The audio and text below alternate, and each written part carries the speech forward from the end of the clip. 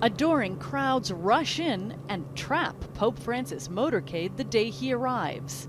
The People's Pope delighted, but security horrified.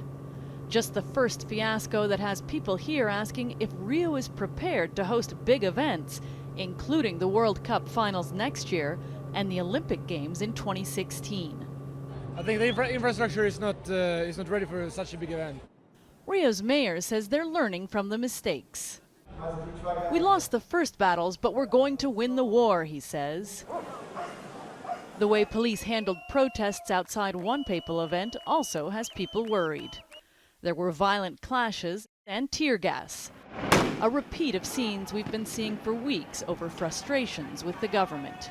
More protests are expected during the World Cup.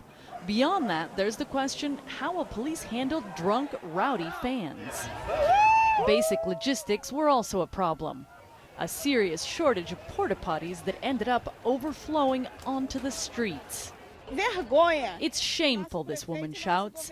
They had plenty of time to put more toilets in the streets. And public transit, the way to get around for both the World Cup and Olympics? Well, the metro couldn't handle the volume and essentially shut down for nearly 2 hours at the opening event. And throughout the week, pilgrims spent hours waiting in bus and metro lines. To top it off, a last-minute switch of venues for the grand finale of World Youth Day.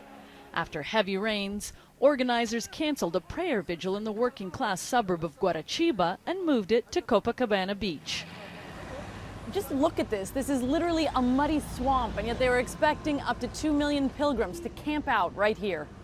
Critics say there's no excuse for choosing a flood-prone field for this event in rainy Rio. And it doesn't bode well for Olympic sites built nearby. Even the Rio mayor said he would rate organization of the event closer to 0 than 10. Shasta Darlington, CNN, Rio de Janeiro.